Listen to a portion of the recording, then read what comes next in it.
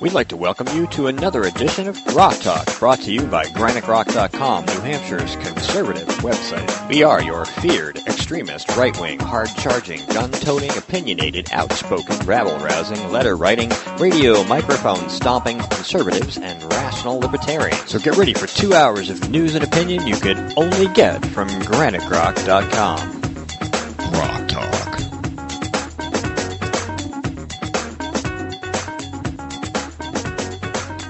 Welcome back. We are back.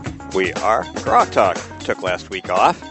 And a few things have happened in the last couple days, but something of recent interest. We have a visitor in New Hampshire. And Shooter ready. Shooter ready, yeah. Out-of-state Minnesota-based Granite State Progress, who has been parading a lot of folks through our state, has been spending the money of progressive millionaires from all different points beyond the New Hampshire borders in pursuit of parading victims in support of policies from these other states that have higher homicide and crime rates than we do. And while that's been going on, according to the Wall Street Journal I just read this morning, some 20 states have actually loosened their laws on concealed carry, making permits cheaper, easier to get, even doing away with them. So there are literally millions of new concealed carry permit holders, all out buying guns and ammo, defending themselves and their families and their communities. And here in New Hampshire, we have progressives funded by out-of-state entities parading victims through our state to try and get us to be not the state with the lowest homicide rate in the nation, not the state with one of the lowest crime rates in the country. And one of the people they brought here yesterday was Grabby Giffords. Indeed. You know, I find it very, very ironic and very disturbing, actually, where the Brady Center has labeled New Hampshire one of the worst states in the country for gun control laws, but yet they grudgingly have to admit that our quote-unquote misnamed gun violence, because no violence is caused by a gun, violence is caused by people who merely use other things with which to commit violence. New Hampshire is one of the lowest rated, as you said, states for any kind of violence committed with firearms.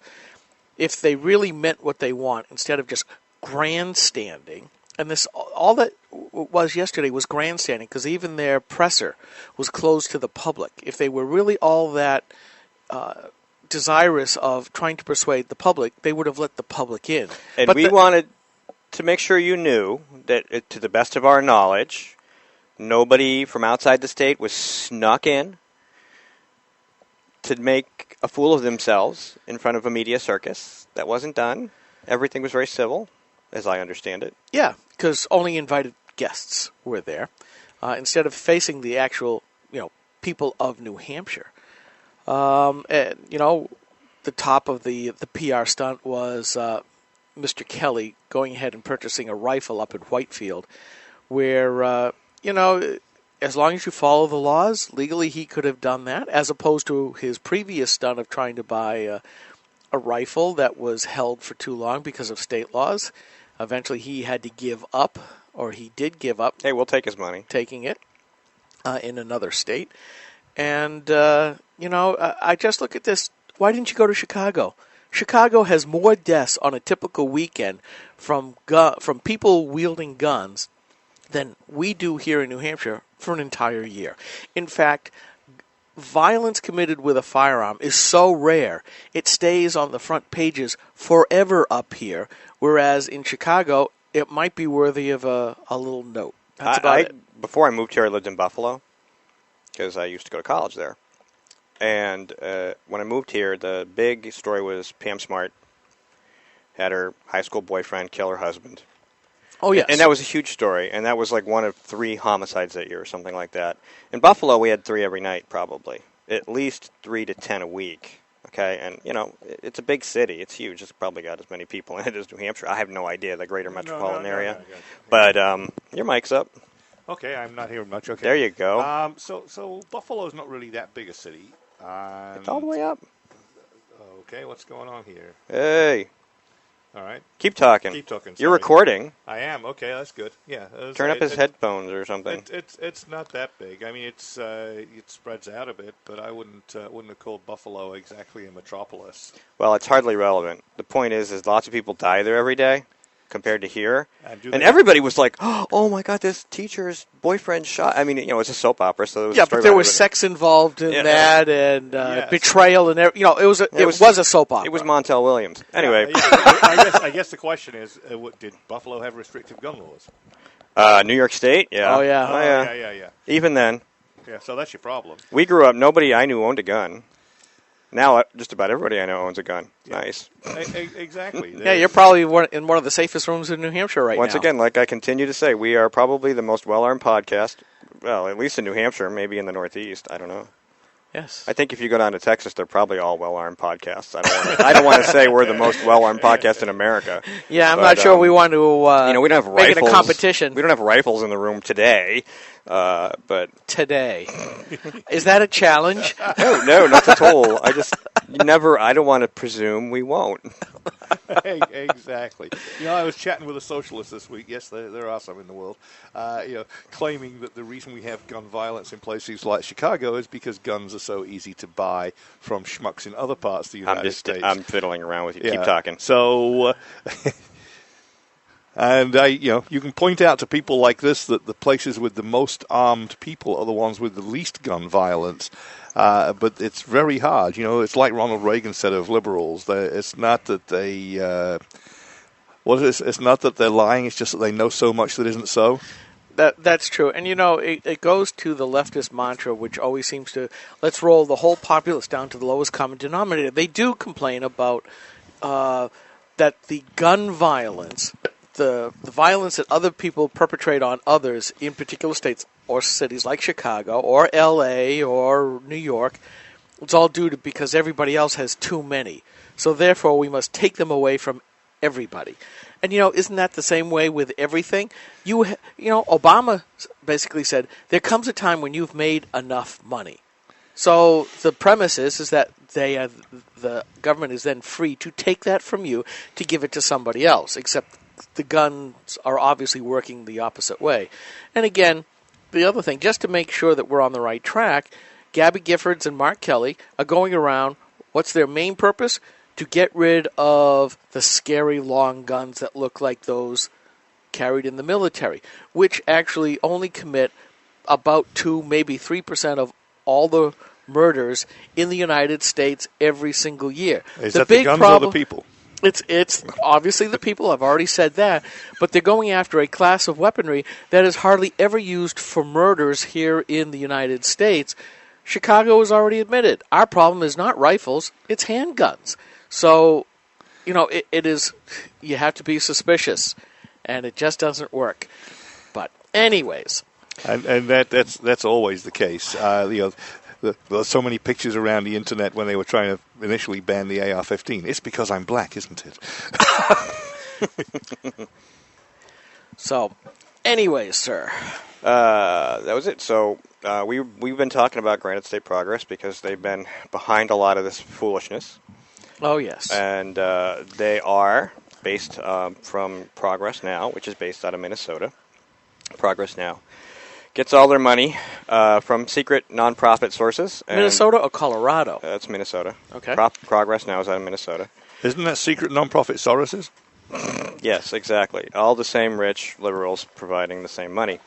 And, of course, Granite State Progress is also a nonprofit, so, the only way to really find out what they're spending their money on is to go look at their tax returns, and even that isn't terribly clear because they don't have to tell us who their donors are either. But yet they're the ones who are always quick to scream out of-state money, if it's brought in here from the right. And the Koch brothers, they are so evil. They are very evil, yes, obviously. But, yes, that's the hypocrisy. They have all kinds of, Human Rights Campaign runs nonprofit offices here. They've not, OFA is everywhere in New Hampshire. And they're all bringing in out-of-state money, and they're all claiming, the Democrat Party's like, it's not us. We didn't bring these people here. But yet, as we've proven, the connections demonstrate that they are all advancing the same policy, and we know that they are because they move their money around just like everybody else, and it's just a question of finding the evidence to support that. And they're not saying, no, don't do it. They're not saying, well, we think New Hampshire's laws actually are responsible for how safe New Hampshire is. Our gun laws are at the pinnacle of responsible law-abiding citizens being in a position to prevent crime, and that has a downward effect on actual crime. They don't say that. They don't, Carol Shea Porter and Annie Custer and Jean Shaheen aren't down in Washington saying on the floor of the House or the Senate, hey, you know what? We have these laws in New Hampshire, and our crime's really low. We should do that everywhere else. I'm not saying that. They're saying, you know what we need? We need more background checks. Right, because the mantra there is not so much that we citizens are responsible type folks, that we obey the law, that we follow the law, that we enjoin other people's to do that. They believe that we cannot do anything without the guiding hand of government. Therefore, government must be in charge. And I think that the prototypical example of that was when Carol Shea Porter and Frank Ginter were having a debate back in the last election cycle. And Carol Shea Porter just could not get it through her thick skull that Frank Ginter could actually get through college without ever once taking a loan from the government. Not a Pell Grant, not any kind of a loan from the government. Even though she admitted herself, well, I didn't have to do it, but nobody else could either. So you play into something again. I had several longish debates with as I call him a Danesian for the sake of argument, a Dane that lives in Norway, and he's a big fan of Scandinavian socialism. So one of his comments was, people are too stupid to do the right thing. Most people aren't capable of arriving at the right conclusions. So you mean that government has to do it for them? And are you smart enough to do the right thing? The sheer irony of being there as a Danish or Norwegian socialist saying other people are too stupid to do the right thing for themselves. Well, the two people that I most quote nowadays are Democrats in the New Hampshire House. Lee Webb, who basically said the purpose of government is to legislate behavior, and Chris Roberts, who said government is here to protect us from our own stupidity. And then, of course, in the New Hampshire Senate was my former state senator, Kathy Sgambati, who started to go on all about, everybody here respects personal rights and liberties, but, in order to provide everyone all the services, everybody has to go into that tent. And she was talking about Obamacare at the time. And it's like, that single obnoxious but basically said, we believe in the collective over the individual. That's all it takes. Everything else is just snake words that, we believe in.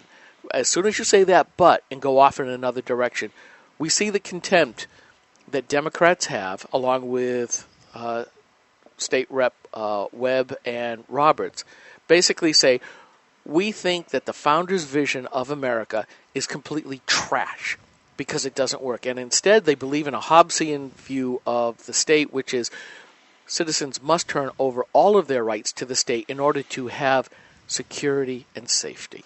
We also have to point out, since you brought Carol Shea Porter up, that she doesn't even know the own laws in her own state. Oh, no. And that, she went on TV locally and said, we need to do something about that gun show loophole where they don't have background checks. And Rick Olson happily came along and reminded us that we do, in fact, have to fill out background checks whenever you buy a firearm from a licensed dealer at a gun show. Doesn't matter if it's at a gun show, doesn't matter if it's at his house, doesn't matter if it's at his store. If he's a federal licensed firearms dealer, you have to fill the form out. You have to have a background check. There's no loophole. No, there isn't. These guys have to follow the law, and they do. They're law-abiding rifle sellers. They're law-abiding gun owners. And if you want to purchase one, you have to follow the law. And our own congresswoman is parading herself around our state going, we really have a problem with this gun show loophole, which doesn't exist. It doesn't exist. Yeah, I bought my first two guns at a gun show.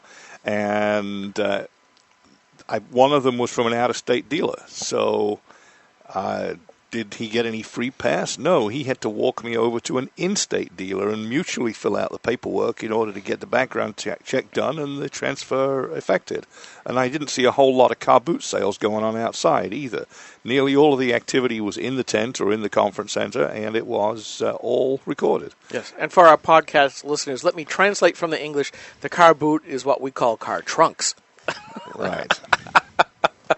Yeah, I mean, the loophole has been used and twisted. Like the left cannot use words in their normally acceptable definitions. The gun loophole, the gun show loophole is nothing more than one private citizen selling a gun as if you were next-door neighbors, selling one to another. It just happens to take place at a gun show. It is dealers that are the ones that are regulated, and people like Carol Shea Porter are very happy to continue to twist the English language, to redefine it simply to preserve a political agenda. And that's what talks me off to absolutely no end. All right, so we have some other things that have been happening in the 2 weeks that we've been gone. Really? Yeah. Yes. And during the 2 weeks that Barack Obama and apparently John F. Kennedy have been gone, too. John F. Kerry, sorry. John Forbes Kerry, who served in Vietnam, by the way. Yes. Lovey. It's time to go to the yacht. Yes. Real quick, we're going to go to that. Let's see. Librarians trying to sell Obamacare for us. Obamacare delayed. Palin third party. Coup in Cairo. Barry Snell post that I split up and posted. If you get a chance, go to GrokTALK.com and look up Barry Snell, who wrote an excellent article, which I broke into 5 separate posts because it's so excellent and so long, that goes over why gun people don't trust anti-gun people, and he has hundreds of links in there to stuff, and it's just that's why I originally saved the post that he put up, because there's so much information in there that's worth pursuing, and then I decided to share it because I was being lazy and I didn't feel like writing. I'll be honest, okay? Ed Snowden is running out of places to hide. I just heard this morning. A lot of people are like, maybe we don't want you here. What was it, Venezuela and Nicaragua now? Yeah, so he's the home of the Sandinistas. He's looking for a home. And, of course, the point that Mike just brought up with regard to the goings-on in Egypt, the coup, and our Secretary of State was where? The yacht. On his yacht, 2 days running. Of course, there were vehement denials from the State Department, except for the fact that not only were tweeters reporting individual sightings, but CBS actually reported that on the second day, he did not rest. He was on his yacht as well. Yeah, with a picture. With So who are you going to believe? The State Department on hallowed ground, or your frickin' lying eyes? One of the two, you know? And Barry and Muchel were only just back from their African vacation. I've still got to do my piece on the return of the African Queen there. Their excellent African adventure. Yes. $100 million. 24 million just for Air Force One. And who was going to be there if there was a 3 a.m. phone call? Well, A, they weren't paying attention, and B, as the demonstrations in Egypt showed only too vehemently, they really would rather that Barack Obama and his ambassador went away and never came back. Yes. Now, it would have been Mr. Biden. He would be next in line. If he's off in Africa, John Kerry's somewhere else, Joe Biden's number 2. Did he have that red phone next to his nightstand? Who knows? He may have. But as the demonstration, it was a Fisher-Price phone. But. Yeah. As the demonstrators showed very vividly, that they considered that Obama was a terrorist supporter. The reason there was a popular uprising the first time was because Mubarak was a tyrant. The reason there was a popular uprising the second time was because they had expected free and fair elections and had not expected to meet the new boss worse than the old boss. And that's why there were the uprisings, and why even the army decided that perhaps mercy was too much. But the signs of the demonstrators, go away Obama, supporter of tyrants, and very much on Twitter and on signs, very much wanting Ann Patterson, the ambassador, to go away, because right up to the point when it all fell apart, she was saying that the U.S. was supporting the democratically elected government of Egypt. The guy who was emulating Obama by modifying the Constitution and. No, he didn't modify the Constitution. He said he was above the Constitution. First of all, he had a new Constitution written that gave him most of the power he wanted. Then he took the rest.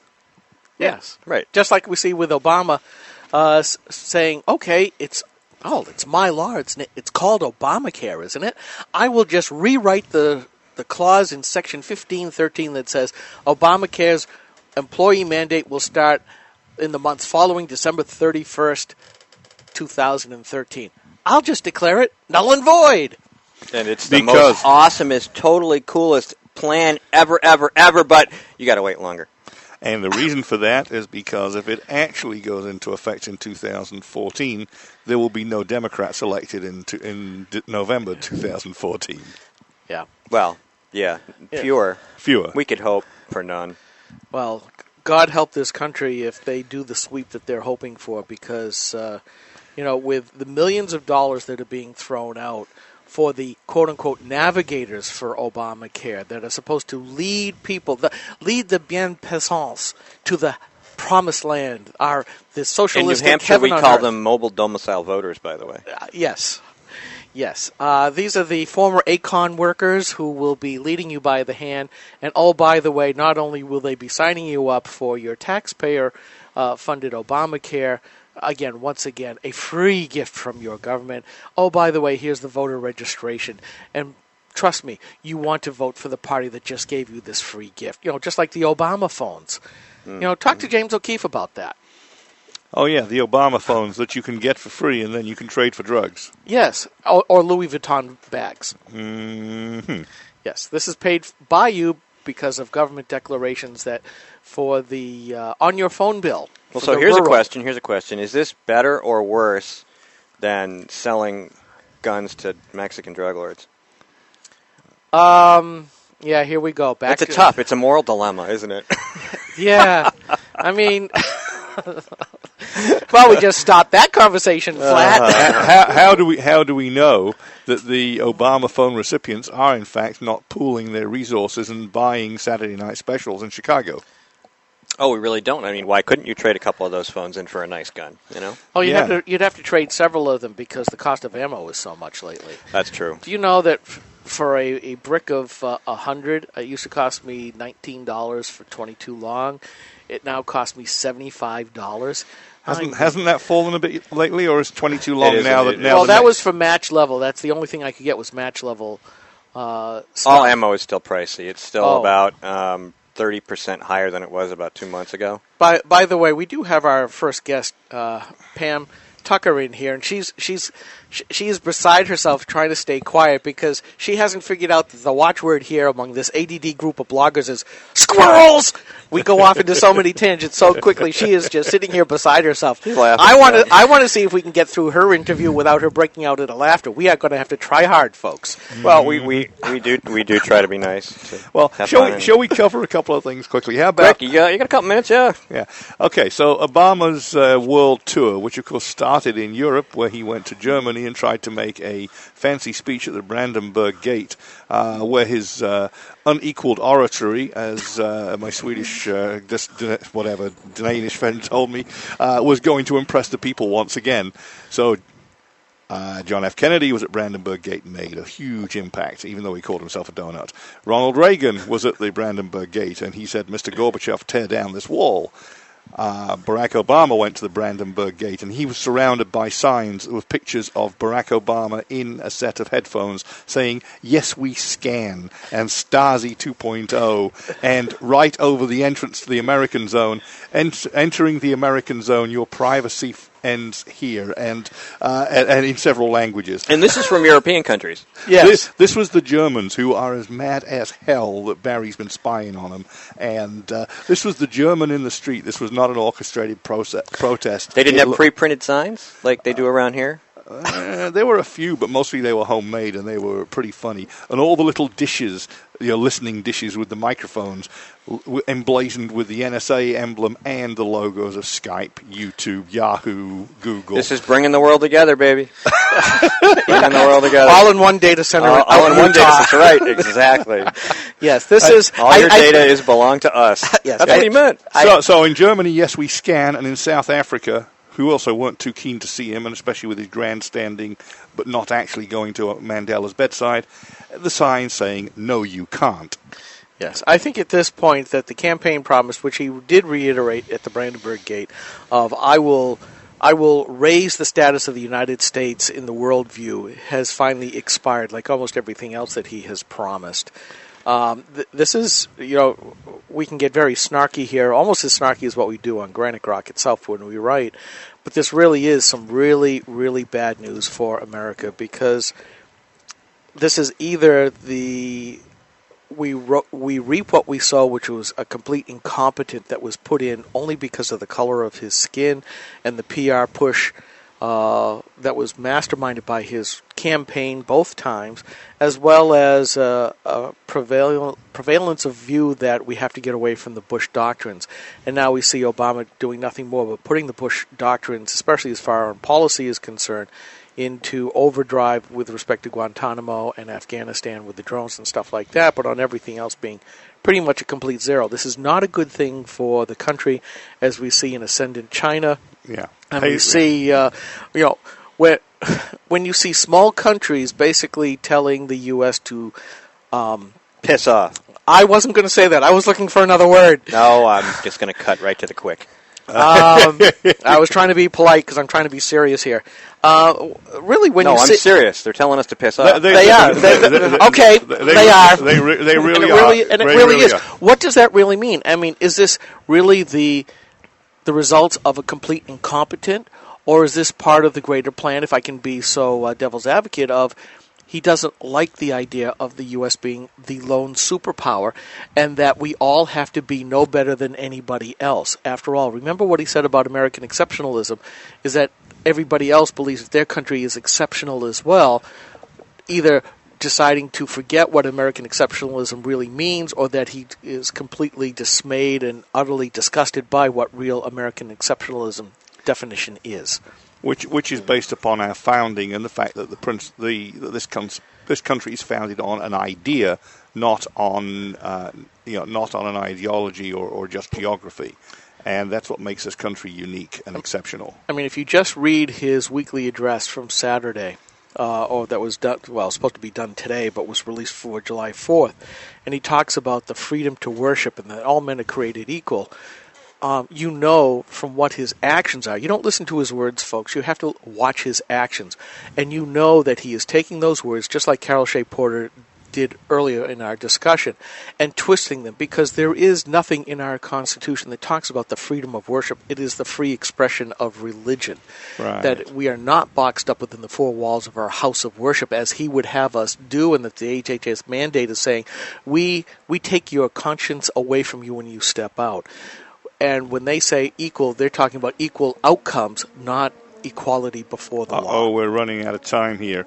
So, yeah, and I just wanted to say that he's been accused of being more spineless than Neville Chamberlain. Well, that's a good retort. It is. That's all I have to say. Really, honestly. No, that Weak will horse, be all I have to say. Weak horse, paper tiger, all the things the world has called us. He was going to restore our standing. Give me back the cowboy. This is GrokTALK. We'll be right back with Pam Tucker, and we're going to talk about the new New Hampshire budget.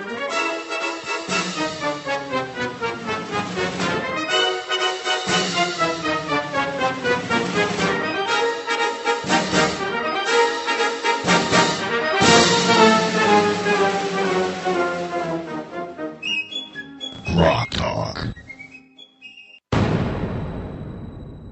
You're listening to American Conservative Nation Radio program, your one-stop network for independent conservative talk.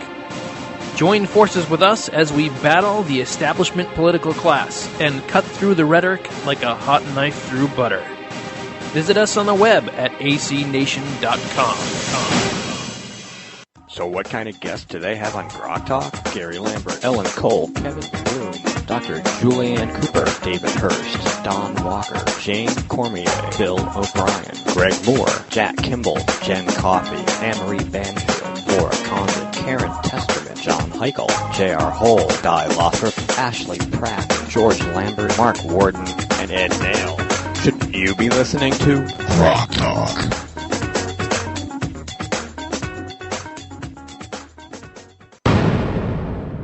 Do you think our country is doing just fine? Nope. Do you want the cultural, financial, and political analysis that you just don't get from the mainstream media? Hell yeah. Then join David and Brian Terry, the Mayflower Brothers, Thursday nights at 10 p.m. Eastern Standard Time for an hour. That's David and Brian Terry on the Mayflower Brothers, Thursday nights at 10 p.m. Eastern Standard Time. Only on acnation.com. See you there.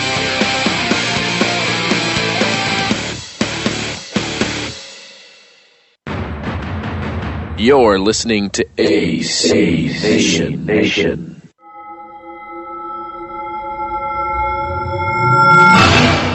GrokTALK. GrokTALK.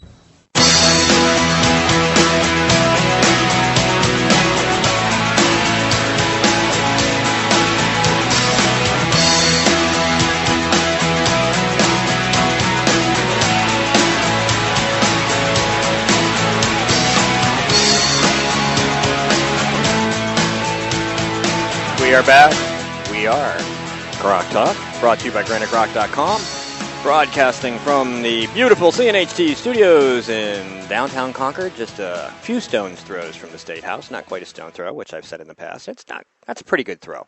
About 3 blocks. So right where all the action happens, and our next guest is somebody who's been up there hanging out with the action, and we're going to talk about our new budget, which is a little bit different from our old budget, but not a whole heck of a lot. We'd like to welcome Pam Tucker to the program. Hi, Pam. How you doing? Great. Thank you for having me on. Great to have you here. I just heard that we ended the 2-year budget cycle with $39 million over estimate. Was that right? Yes, we did. Nearly $40 million. The only thing I don't like about that, being a conservative, is the fact we spent it all rather than giving it back to the taxpayers. But given that we have a Democratic governor and a Democratic House, I think we got the best budget we can possibly get up there. Yes. So, and I say that with a heavy sigh because I actually believed in Bill O'Brien's budget, and I thought that we could actually continue to lower the budget and go to a really a more limited government where the citizens should be playing a larger role in what used to be called civil society, with the 3 parts: individual citizens, civil society being, all of the fraternal type organizations, social organizations that would buffer us from the government. Sure. And we look at this budget as a continuation of sorts of the O'Brien legislature of 2 years ago. You've got to think of it this way. Again, we have Democratic House and we have a Democratic governor. So we already got 2 strikes against us in terms of serving the people and lowering taxes. Remember all of the taxes that they wanted to put forward. I mean, the gas tax, 15 cents on everyone, a 65% increase. It's really hard to fight those things, but we had the Republican Senate who stopped them. So this budget, when we're going back to the budget, it started from the basis of the O'Brien budget, which cut nearly $1 billion out of the budget and back to the taxpayers, rather than continuing to look for more and more money from the taxpayers. And that's our job as representatives, to go up there and defend our taxpayers and our base. That's who we're elected by. That's who we're representing. We're not representing any special interest groups who want this, that, or the other thing. So when we walked into this budget, the Democrats had 2 choices. They could try and push through all of these tax and fee increases, and when we came to committee of conference, if the Senate didn't agree with them and it was stalemate, we would have to go to a continuing resolution, and that continuing resolution would have been the O'Brien budget. Now, I don't think any Democrat wanted to go back to the O'Brien budget. So what they did is they compromised, and since the Senate wasn't going to budge, took out all of those taxes. They did get some of the increases that they wanted, but again, there was the revenue there without having to increase taxes, and that's the budget we ended up with, about $10.7 billion. I would have preferred that rather than increase the budget, we continue to look for efficiencies in government. That is our job up here. Government is supposed to be serving the people, not the people serving the government. But we did the best that we could, and I did, in fact, vote for the budget.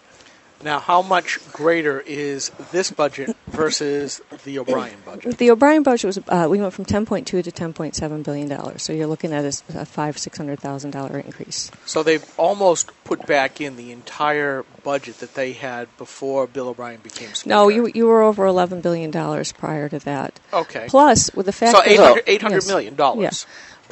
It was $11.2 billion. Right, and we went down. When you took over. Right, and we went down to about 10.2. So we decreased it by almost $1 billion. Okay.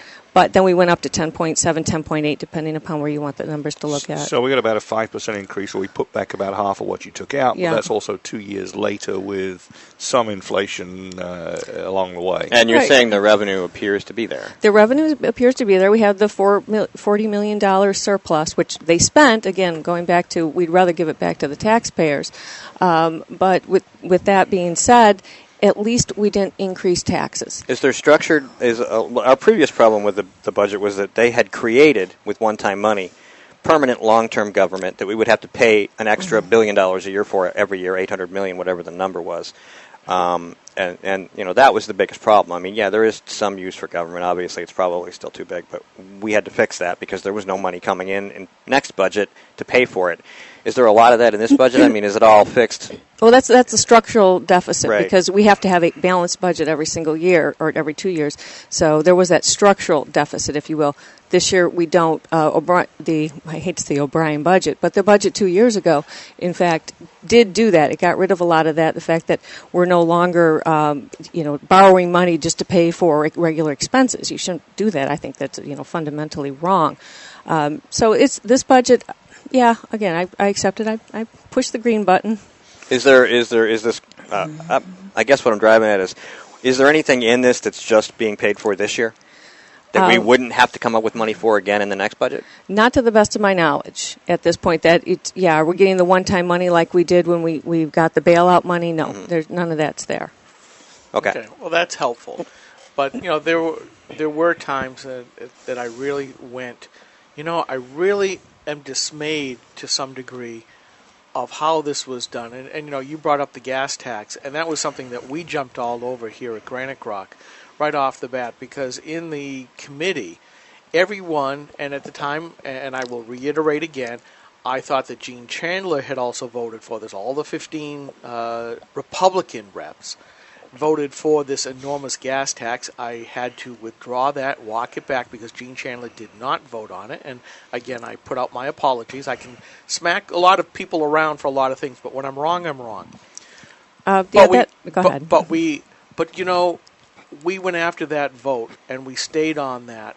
And yes, I understand we've got bridges, but if bad bridges are such a priority, then why aren't we taking money from other things instead of raising money from the taxpayers to address just that? And that's the dichotomy that we saw here, that instead of always having to get more money from taxpayers to do something more, why don't you just say we have to shift our priorities and move the priorities around within a fixed pot?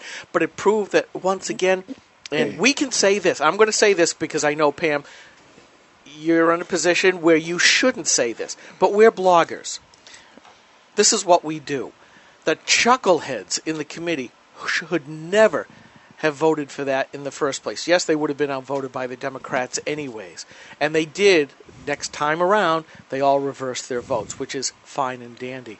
But I look at that and go, what are the things within the budget that we don't know about? Because there's so much going on. I mean, you guys have a hard time over there in the state capitol trying to keep up with every single little thing that goes on.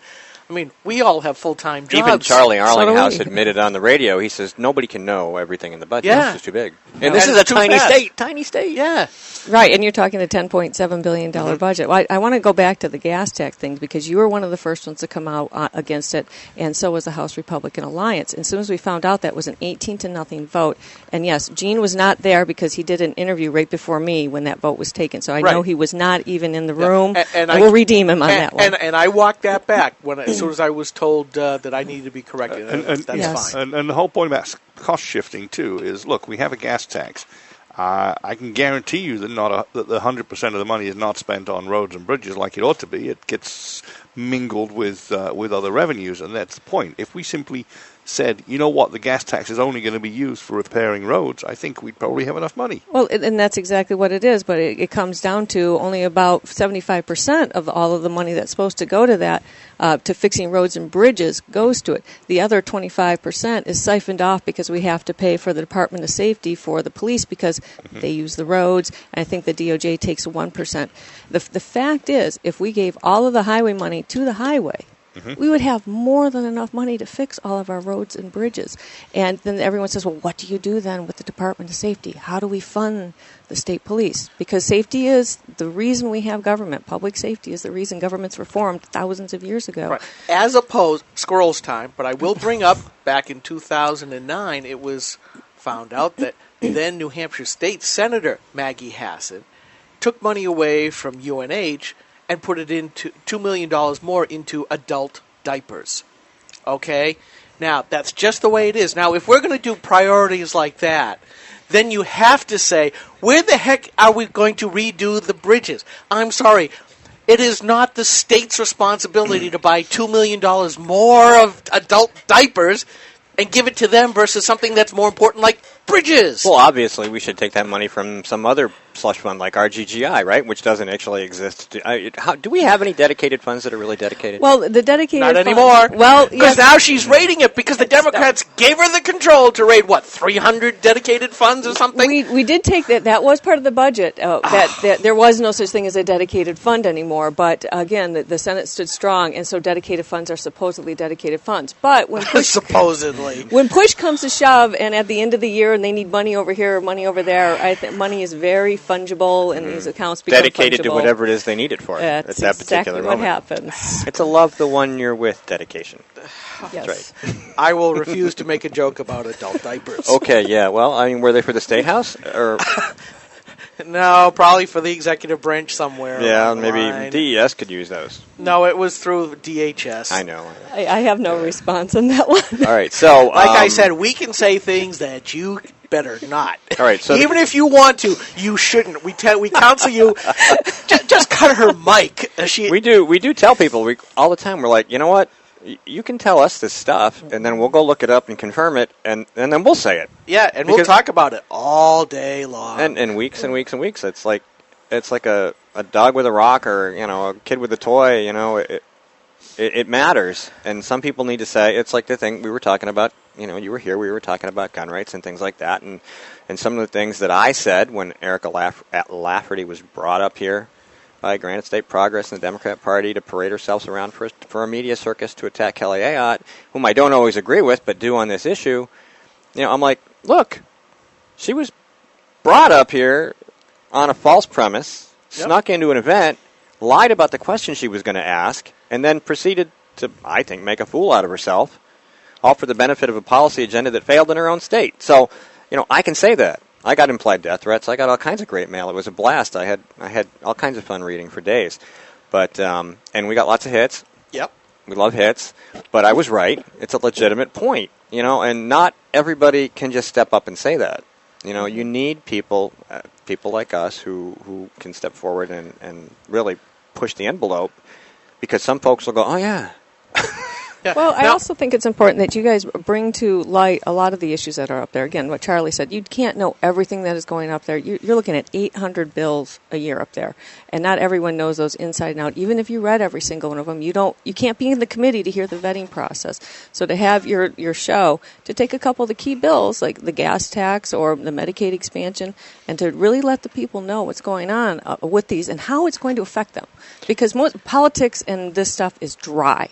Admit it. It's really dry, but if you can put a fun spin on it like you do. Snark. So what other taxes did we stop?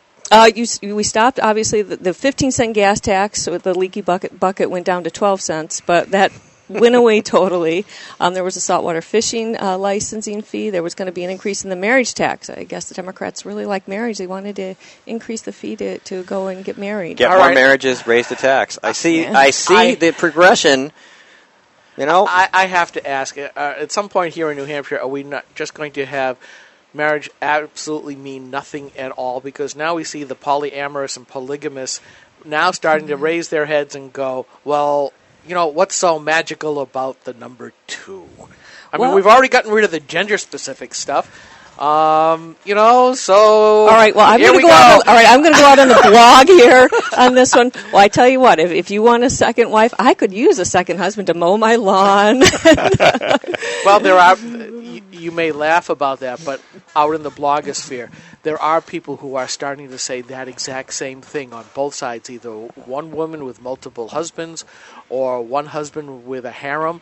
And I look at this and go, what happens to the kids? Now, I ran a daycare, and I saw firsthand when a single mom had a whole litany of boyfriends, and the kids would get attached to one of them, and then a few months later, they'd leave.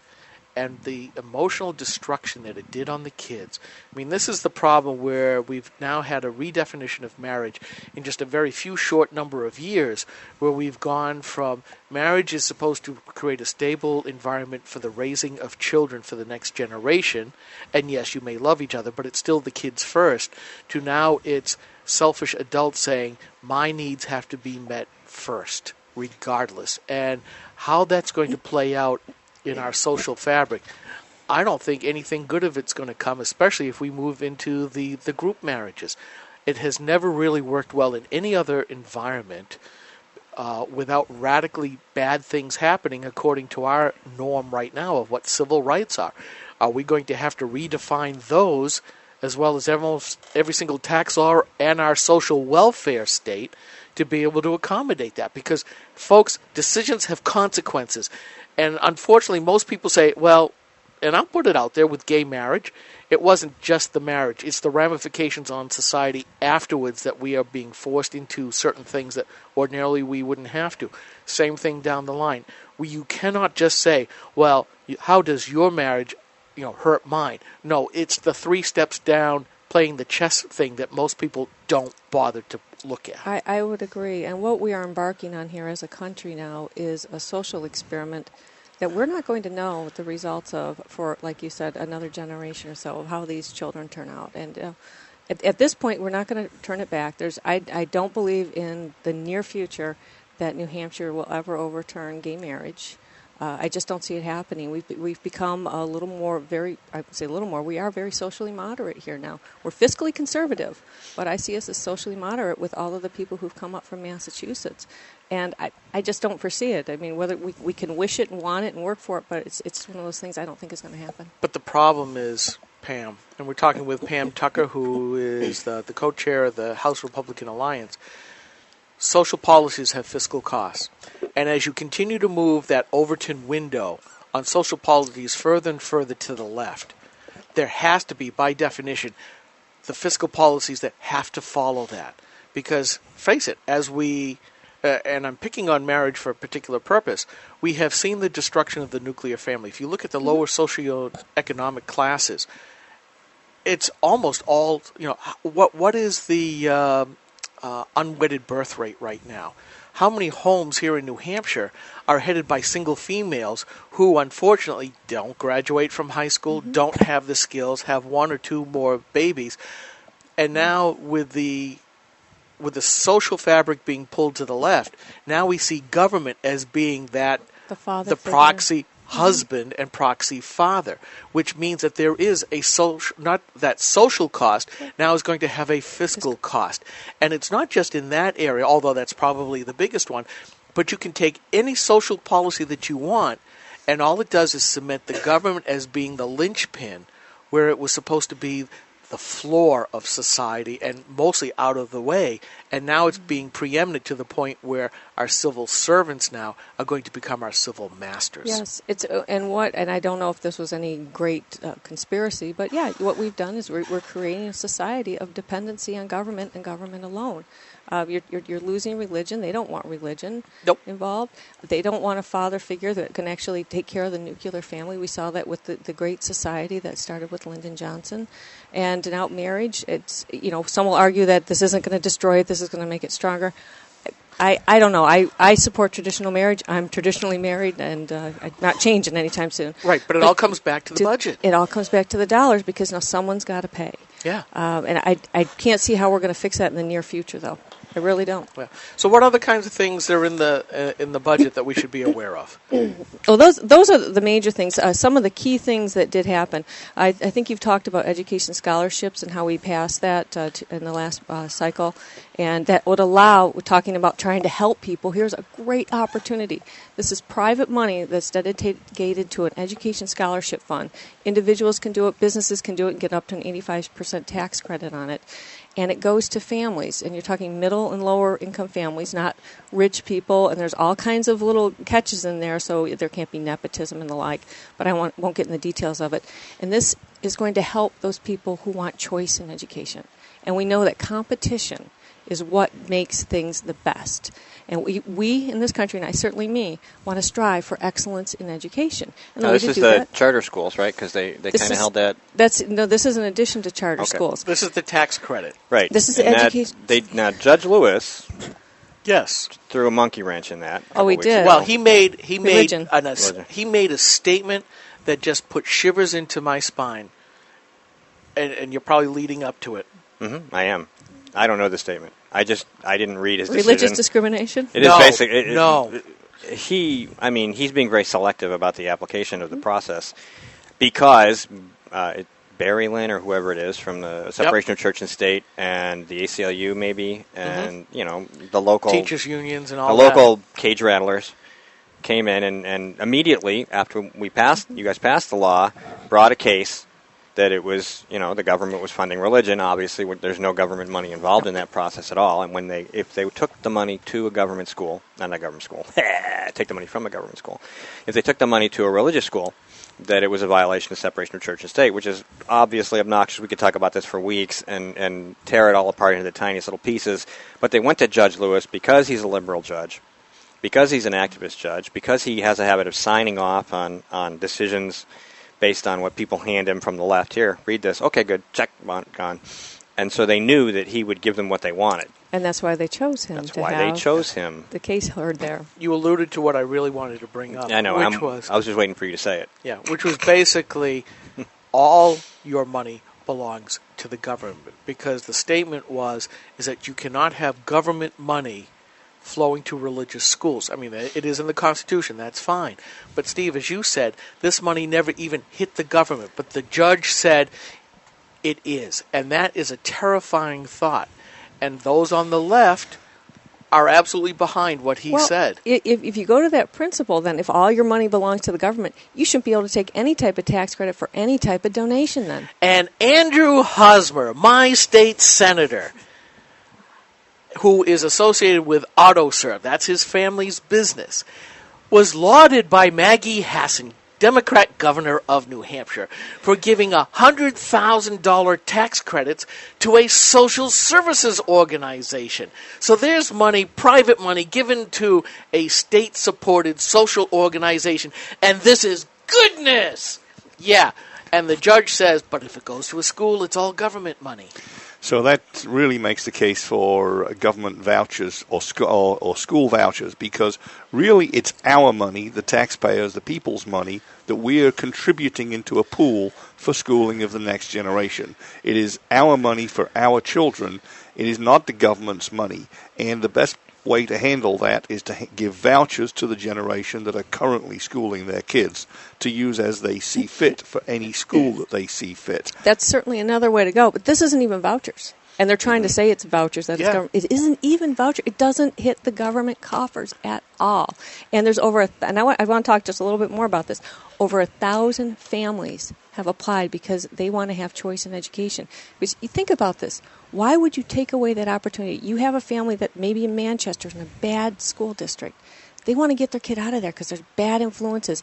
That extra $2,500 might make the difference for them to get their kids out and into the best education system that is out there. Well, not just and the might. Democrats want to take this away from them. Not just might, it probably will, otherwise they wouldn't have applied. Let's not forget how many poor black families in Washington, D.C.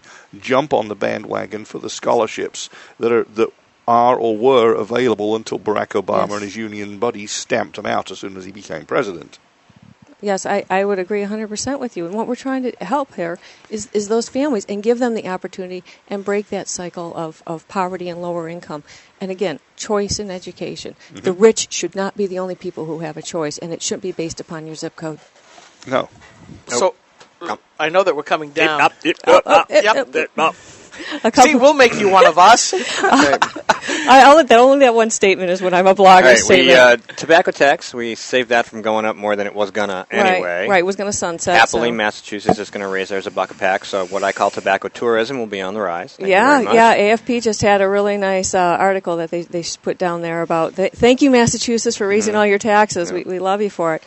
We stopped the Medicaid expansion and just went to basically a committee to study what's going to happen. 26 other states have decided to wait and see with Medicaid Medicaid expansion versus just jumping in and accepting all this free money. Isn't like a third of our budget already Medicaid money? It's Health and Human Services. It's huge. Yeah, it's huge, and you got to start wondering about it. There's a great place, efficiencies in government. How can we make it better? Because there's a third. Well, not only that, but the Democrats are always saying that conservatives are not compassionate. And my whole viewpoint of this is, again, longer term, multiple moves down the road. But at $17 trillion, at some point, the federal government's going to have to rein in the spending, because even though we're sub $1 trillion annual deficits, we're still at pretty huge deficits compared to historical norms. At some point, the money's going to run out. And I noticed that the New Hampshire Democrats even said, well, we'll just adapt the law so that, we'll only take the money for the first 3 years, knowing full well that once that program is implemented, that cocaine cash has been put into the budget, once you build the bike path, go away. How are you going to get rid of it? You're going to say, "Oh, we can get out of it." It's like the whole healthcare exchanges. Well, we can get into it. We can get out any time. Tell me, how are you going to get out of the program? Yeah, let's also remind them when the O'Brien budget was coming up the first time around, they had priests and pastors praying for taxes at the State House. You can't cut these programs. The poor people, the victims, it's like, hello, if we spend this money now, you're never going to let us. And that to me was the height of hypocrisy from the religious leaders, because Jesus didn't come for handouts. He never went to the government to say, you need to go help the poor. He went to individuals to say, charity is a Christian act of duty, an individual act of duty. And for these religious leaders to go supplicating on their knees to the government, oh, please, sir, may I have some more? It just toasted my buns. Well, it does, and it saddens me, because I'm a fairly religious person myself. And, we have a finite amount of money that each one of us families makes, whether you're rich, poor, or anywhere in between. Hasn't been going up lately either. And no. Exactly. So they're asking for more taxes to the government, and my church is asking me for more money. It's like, well, one, I have a choice, and one, I don't have a choice. What am I going to do? Well, it comes to the point where a lot of people are saying, why should I give? You're taking it from me in my taxes. Yes. And end of story. And when the religious leaders decide to fall in with the state, that is never, ever a good thing. Nothing ever comes good of that. So, anyways, we're getting near the end. We're at the end, actually. And I did want to add gambling real quick. I've been anti-gambling. My town doesn't want it. That's who I represent, and that's who elects me. And I think it was irresponsible to actually consider that as part of the budget deal. Now that was $80 million that was added in that didn't exist. $80 million of a government-controlled and picked monopoly. Yeah, that's what we want government monopolies. We love those. We're working on that government religious monopoly, right? And I had one more subject I wanted to bring up. I've lost time. I have 10, but that's okay. We can bring it back. You can come back. Okay, great, thank you. Next week. I'll look. No, I'm out of country. But we have a couple slots open. We'll have to schedule you back in so we can abuse you. Great, thank you so much. All right, I'm Steve McDonald. I'm here with Skip and Mike and Pam Tucker, and Dr. Julianne Cooper just walked into the room for our next half hour. And this is GrokTALK, and we'll be right back.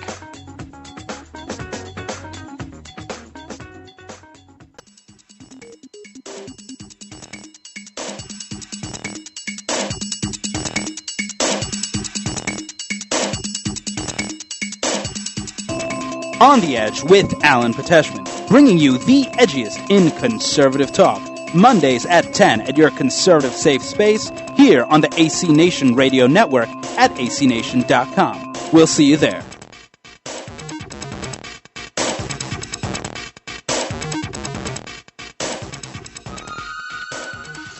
Hello, AC Nation listeners. Does this sound familiar to you?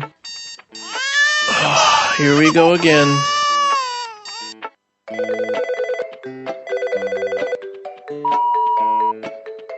Hey, John. This is your boss calling. I know you've already worked 80 hours this week, but we're gonna need you to go ahead and come in on the weekend, too, as well. What the? We fired some people, and we still need to get things done at the office. Okay, thanks. I know you're busy. The kids, work, life after work.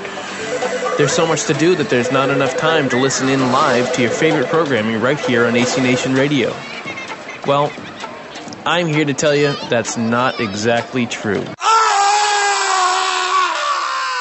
Just hop in your car, plug in your iPod, Hit play and we'll do the rest. That's right, we're on iTunes, so you can listen to AC Nation radio programming wherever you go, even on your morning commute. You're listening to AC Nation.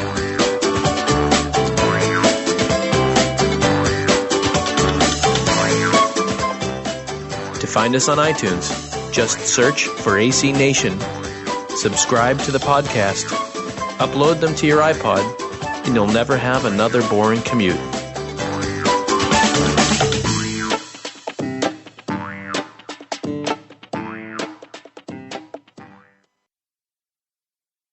We'd like to welcome you to another edition of GrokTALK, brought to you by GraniteGrok.com, New Hampshire's conservative website. We are your feared, extremist, right-wing, hard-charging, gun-toting, opinionated, outspoken, rabble-rousing, letter-writing, radio microphone-stomping conservatives and rational libertarians. So get ready for another 30 minutes of news and opinion you could only get from GraniteGrok.com. GrokTALk.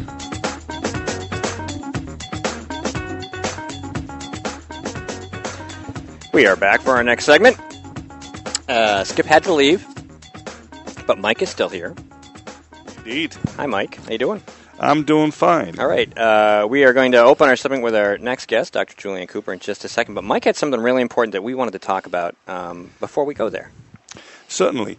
GrokTALK friend, or Grok friend, Pete Ngemi, the otherwise known as Da Tech guy, the fellow you see around in the fedora reporting from time to time, has his radio show, as you know. His radio show moved to Money Matters Radio Network a while back, and you can find him on there 12 till 2 on Saturdays. Last week, he invited me on as guest to talk about a few things, and we'll post that audio later today. But today is a big day. He has Pam Geller on Hour 1 and Robert Spencer on Hour 2. That dynamic duo who report the truth about Islamic Jihad and were banned from England in case they might cause trouble, unlike the people already in England who have caused trouble by chopping heads of soldiers off. That's right. So we want you to be check out his program. Check out his program. He's a good guy. And where exactly is it? It's Money Matters Radio Network. I'll get you the exact link later in the program. Okay. All right. Well, we are here with Dr. Julianne Cooper, who is one of our recurring guests because she has so much to tell us. Good morning. We just can't fit it all into one little segment. And you, being that it's the 4th of July weekend, we had talking about American values and American symbols and what those things mean. Yes. And you forgot your notes, but you shouldn't need them. No, I'll do okay. I have lots to talk about. All right. So where do you want to start? Well, Liberty Harbor posted a blog on the 4th about Liberty Harbor and why Liberty Harbor was founded. And we have been talking about the fact that Liberty Harbor is one of the few places that is really protecting the American dream. We have, as you probably know, we gave the American Dream Award that we give each year to Cliff Hurst this year at the end of May. Cliff's a great guy. Yes, and if you can get through 5 minutes with Cliff without him telling a joke. Yeah. Right. Puns. Puns. He's very punny. So we have the American Dream Award, and we talk about the fact that we are saving and protecting the American dream at Liberty Harbor. And part of that I'd like to talk about today is what does it mean? Where does this American dream come from? What does it mean? And what does it mean to protect it and to pay attention to it? This was, my thought process was instigated by looking at a video fairly recently about Common Core in Illinois. And the question comes up when you look at what the Common Core is teaching, not that everything that is registered to be used in Common Core is negative. I'm not saying that. But there is a great deal of what one might call teaching by omission, which means that you talk about the things that you want the students to know a lot about, and you simply don't talk about the things that you're trying to avoid. And this is an ongoing trend in textbooks and Yes. in standard government schooling type stuff. You see a lot of, my kids go to school in Merrimack, they're almost done. Most of the textbooks that we have aren't that bad. They cover the Constitution pretty well in middle school. Once you get into high school, they do American history, they do some American geography, and they do some things that appear to have some relevance. There is a great deal more left leaning at the high school level than there was at the middle school level. But I have to say that when I saw the middle school textbook, there's a huge chapter on the Constitution. And I was very surprised because we didn't even cover it that well when I was in high school back in the late 70s and early 80s. Well, the issue that I have is that covering the Constitution in 7th grade or 8th grade, there is so much going on in a young teenager's life that it's not a time when the teenagers are going to begin to see themselves as having a goal or having a way of life. By the time they're in their late teens, they should be thinking about what does it mean to be who they are, and who do they want to be. And certainly if they go to college, they have 4 years to figure that out. Unfortunately, I don't think that's happening very much today. So could it be argued then that maybe having it taught that much sooner than when it was really necessary, that it's almost intentionally kind of back-shelving it and sort of like... Well, when I think back to when I learned about the Constitution, we in high school actually we memorized the preamble. We memorized part of the Declaration of Independence. We talked a lot about that in high school. So I don't know when the change came, or maybe we did talk about it in junior high and I just didn't remember it then. Which would be relevant, right? Yes. I think in the grand scheme of things, they should probably be talking about it every year. I think they should be talking about it and talking about what's happening in news and in the newspapers that and how it relates to the values and the symbols. What does it have to do? What does it have to do with the Constitution? And what does it have to do with what's going on in the country today? And what does it mean to say that Obamacare is constitutional or not constitutional? How can we make those decisions? Yeah, and it certainly would help to put that in context with regard to other issues where nobody's making that argument or is. There's plenty of situations where you try to make, I don't know, we do this every day, every week. It's part of blogging. You look at the context of an argument that you oppose. Right. And then you compare it to an argument, and you're like, how come you don't look at these things the same way? Right. And then you know why, because it doesn't work for them if they do that. Right. And there's no political power gained by pursuing everything from the same point of perspective. Right. And we've reached a point where, frankly, most of what the government does is unconstitutional and it doesn't care. We've reached the culmination of the prophecy that whensoever the government shall be the final arbiter of its own power, that power will increase without limits. Right. Which I think was stated in about 1830 or so, wasn't it? Right. Probably sooner, but definitely then. All right, so let's talk about these symbols and what is the American? What does it mean to have the American dream? And I think one of the things we do at Liberty Harbor is we talk about what do words that we use mean. And American dream means a lot of different things to a lot of different people. But I think at the base, it's about having integrity, developing a sense of honor, developing self-reliance, and being able to take care of yourself, responsibility to take care of yourself. I can say that growing up, my parents were first generation born in America. Their parents were born overseas in Europe. And they came with them, so this was a new experience to them. And I know that from their experience and from listening to them and hearing stories about them, that to them the American dream was to have the freedom to pursue their own personal goals without interference. Right. And to work hard. And to work hard. Working hard was a given because where they came from, that was the only way you survived. Right. There wasn't any, you either worked or you starved. Right. I mean, that's how it was. And they came here and they worked hard and they realized that effort could mean something. Right. That they had an opportunity to improve their station in life, whereas they could work as hard as they wanted to back in Europe or wherever, and they would always be right where they were. Right. It's called an open society. Many of the societies of Europe are still in the world today are closed societies where you're born into a position in society, and it's very difficult to get out of that position. I know people like to give India a bad rap for its caste system, but they refuse to accept that it's existed since man started walking. Yes. And that they've been living in it just with slightly better terms. Right. And everywhere the aristocracy has built walls, whether they be stone or virtual, to keep the riffraff from assuming the position of the aristocracy. Right.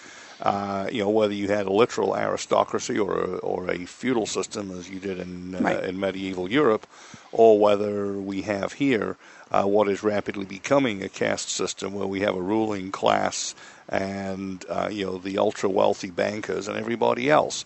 I'm not a fan of Occupy. Don't get me wrong, but there's a tendency for that ruling class to pull up the ladders after itself and make it harder and harder to get in.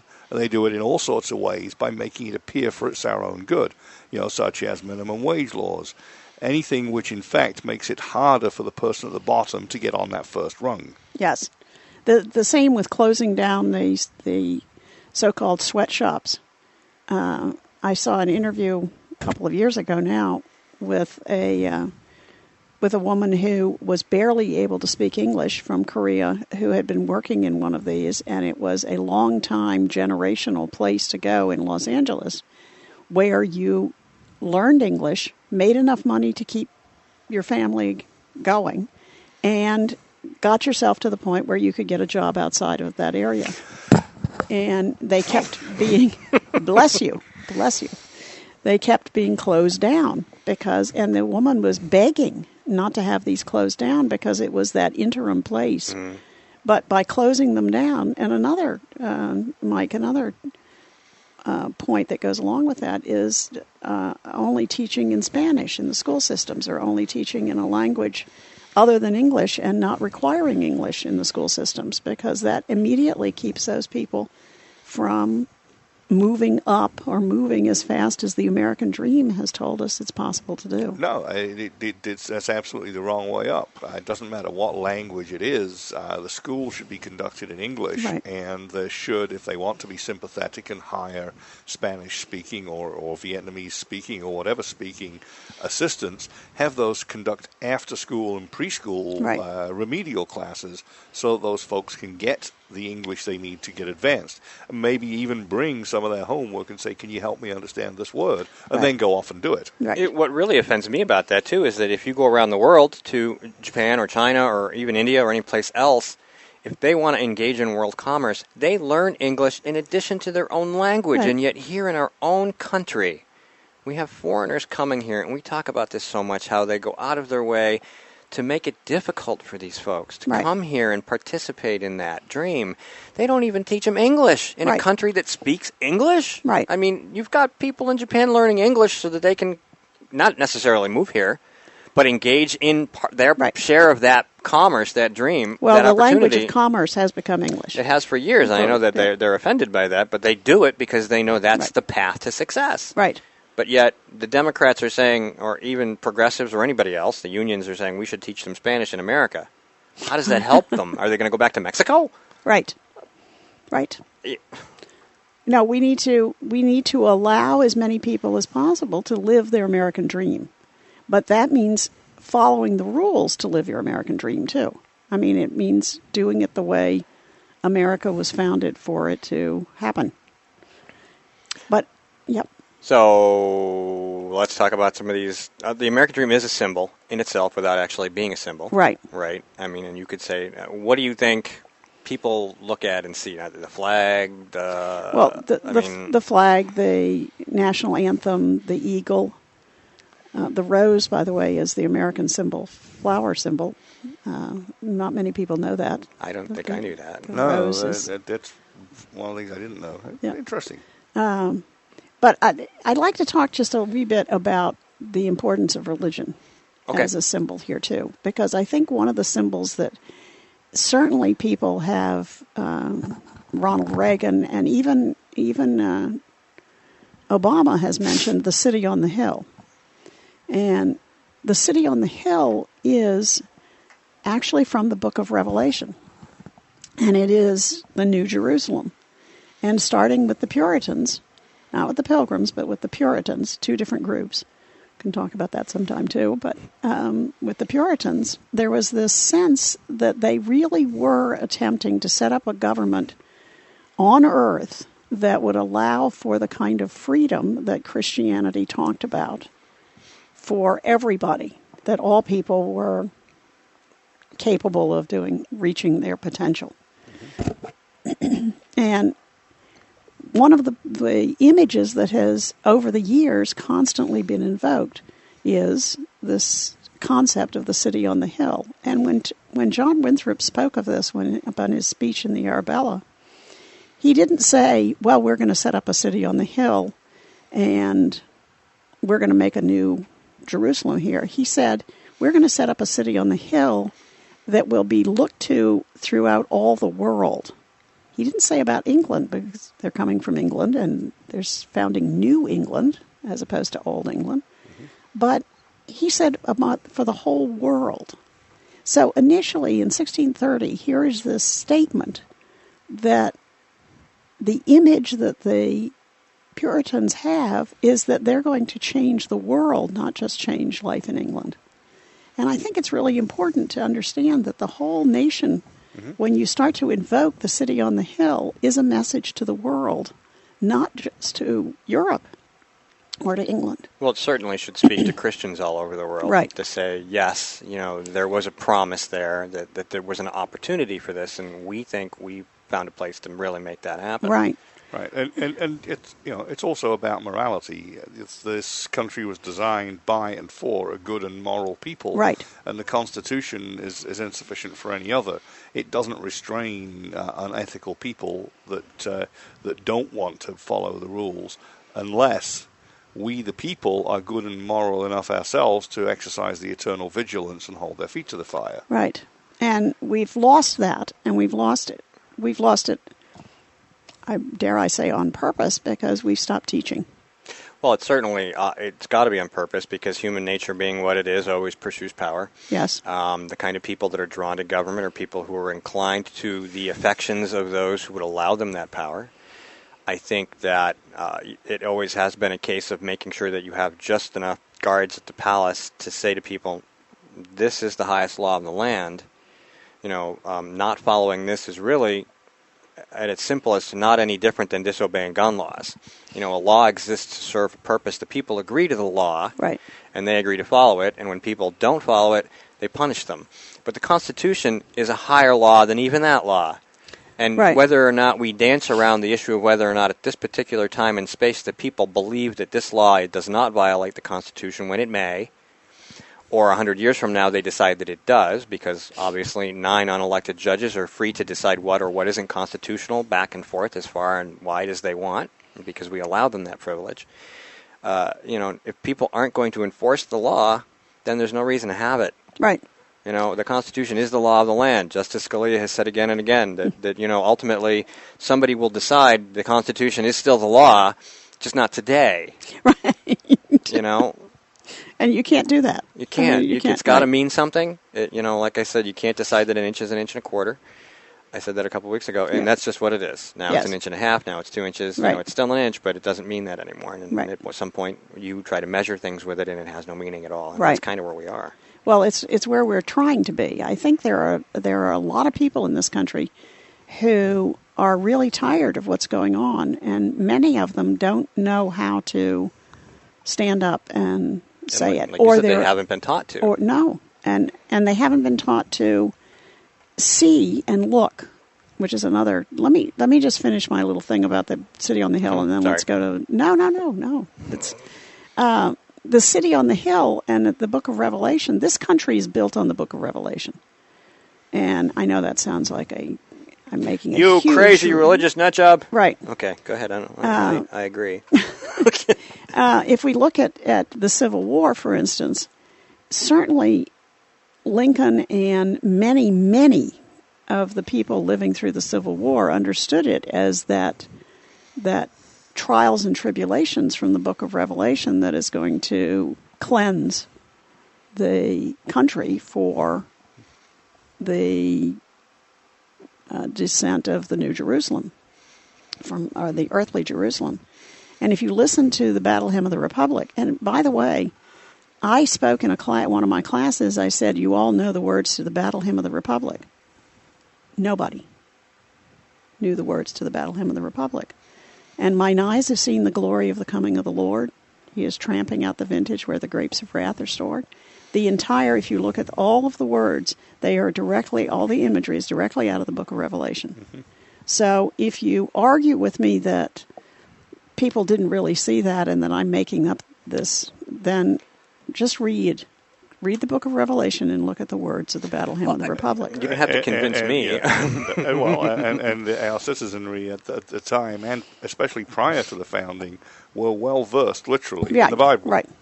And I can give a fine example of myself when I began my political evolution from having grown up with the public school system and having been in New York State where these things weren't, nobody had guns. There wasn't any talk about the Second Amendment except that it wasn't a right to carry a firearm. That, we didn't really go into the depths of the details of all the founding documents, the kinds of things that you would normally need to understand the nature of your nation. As I began to explore those things on my own in pursuit of figuring out what my government was and wasn't supposed to do, I rediscovered God. Now, how do you do that? Reading those documents if it isn't there. Right. And I compiled several years ago a sort of a list of quotes from the Founding Fathers about their beliefs in religion and the Bible. And at one point, one of them, I can't remember which one now, said that every school child should have to read the Bible in school all the way through because it would be the last time they actually sat down and read the whole thing, and that it was important for them to understand it as part of who they were morally. I mean, so these guys don't really believe in God, or they should read the Bible, but we're not going to talk. Right. Well, and then you get into the deist argument, and they always talk about, it's just, that's what you've been taught. Right, and that's what people want to be taught today. Because I will say to students, if God was standing next to you and watching what you're doing, would you be doing what you're doing? Now, even the people who claim they don't believe in God sort of are, no, probably not. So it's really about how much self-restraint you have and how much morality and honor you have about yourself that makes you who you are. Mm-hmm. And somebody from outside, most people need somebody from outside to monitor them, to tell them what they can and can't do. That is, and we've had that. I think one of the first things I ever wrote when I was lurking at Red State, before I ever became a blogger, was that why would you ever want somebody in a position of power who was not afraid of any power greater than themselves? Right. And it might have been the most impressive thing I wrote before 2008. I don't have the slightest clue, but then I started blogging, and I still have that idea. I still carry it with me. I think I reiterate it at least once a month.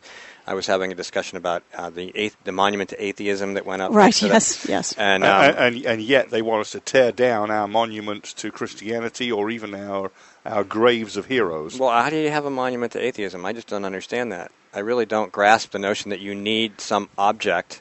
Obviously, it was just a protest thing. Right. But I mean, its surface, if you go down into the true absence of meaning, since there isn't any meaning, your belief system requires you to create some structure to tell you that you don't believe in anything.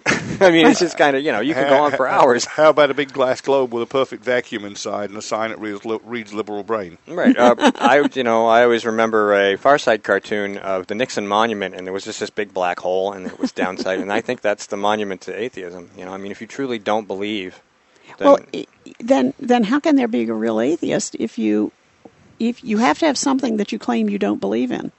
Which means there has to be something there for you not to believe in it. And then the point that I wanted to get to was that then you have these people who say that they don't need God to be moral people, that they don't need some superpower to be afraid of to keep them in line.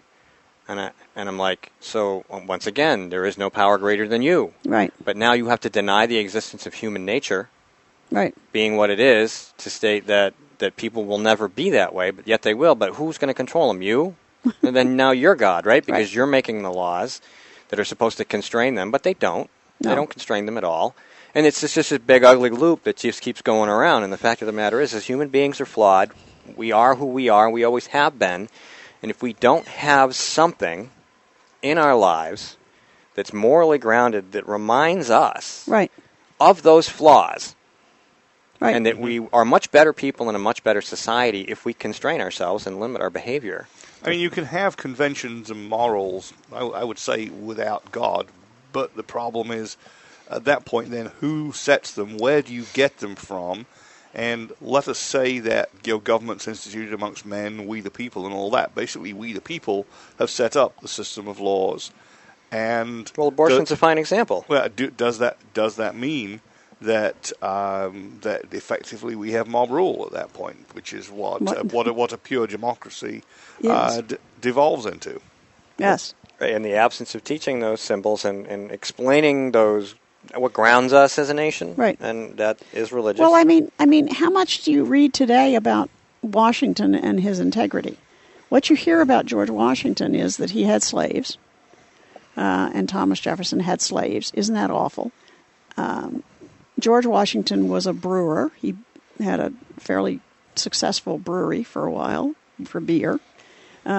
We hear all of these things about him as a man, but very little about him as a leader anymore. In fact, somehow the fact that he was a great leader and did have a tremendous sense of honor doesn't count when you want to bring up the man. It's the difference between focusing on the human nature and the rising above human nature that it takes a certain character to do. Today's example of sort of leaving your heritage behind, Sam Adams Brewery. Right. Took the words "under God" out of the declaration in their Independence Day advertising because it might offend somebody, forgetting entirely the purpose of the founding and and who Sam Adams himself was. Well, it's pure commerce now at this point, but which is why it's a beer I can do without. Sam Adams I can praise, his beer not so much. And it's the word God. It doesn't necessarily have to mean your God or my God or his God or her God. Well, it does. It does if it's capitalized. It does. This is what I have to go over with students because they talk about if you are talking about a God from some other situation. Oh, it's I know, a generic God. I'm just saying personally. If you, it's their capital G, maybe not mine, and maybe it's theirs. Now, maybe I don't agree. Maybe we differ on finer points. But when they read the word God, what do they think of? And how have I offended them? Exactly. So I'm like, just leave it. Just leave it there. The atheists are the only ones who are going to get mad. And you don't even believe in the word, so just skip it. Right. How hard is that? Right. Pass on the peas, whatever it is. Just, why do we have to have a huge discussion and debate? And why do we have to change the whole Constitution? And why do we have to alter the entire function of our government just because you're uncomfortable with it? I'm uncomfortable, about all kinds of things. But as long as you go over there and do them, leave me alone. Right.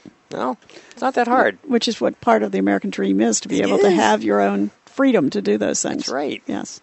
And we're going to move into our next segment in a second. But go ahead and not to mention the old freedom of religion, not freedom from religion. That's right. And this is GrokTALK. I am Steve McDonald here with Mike Rogers, Dr. Julianne Cooper. We are talking about all kinds of stuff, just sort of wandering around the subject of the American dream and symbols and American symbols and what they mean. And we're going to keep doing that because that's what we're here for.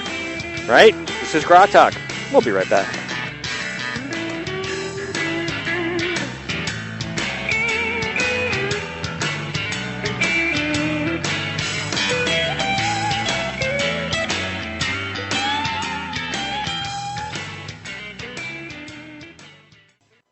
Let me get Eugene to answer, and let me just recite the question to Eugene. Is liberation and transformation inclusive of giving parents the freedom to choose their own school? Well, let's just say I'm going to paraphrase a gentleman who came through the D.C. public school system a number of years ago, Wilson High School. His name was Warren Buffett. And he says, there's an easy way to solve the problem in schools like Washington, D.C., where he, spends a lot of time.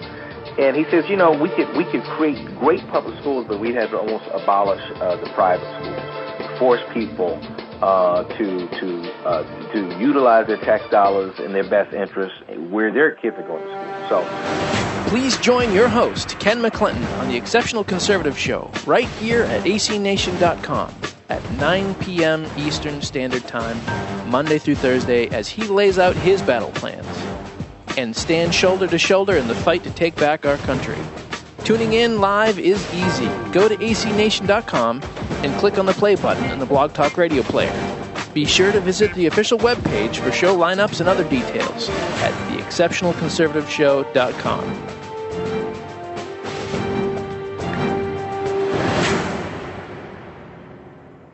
Thanks for listening to GrokTALK, brought to you by GraniteGrok.com and syndicated weekly through AC Nation Radio. We'd like to make you an offer we hope you can't refuse. You have a local group or a nonprofit, we'd like to promote you right here on GrokTALK for free. You can send us your own 30-second audio promo, or if you send us the words, we'll make one for you, and then we'll play it, time permitting, during our podcast. If you'd like to take advantage of this opportunity, just email steve@GraniteGrok.com. GrokTALK.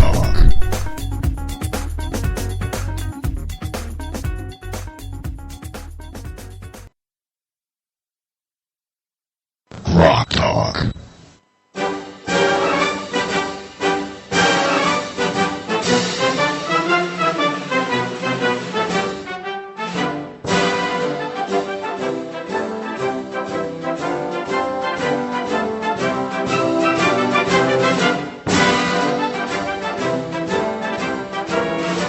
Everybody's kind of jazzing to John Philip Sousa's Semper Fidelis.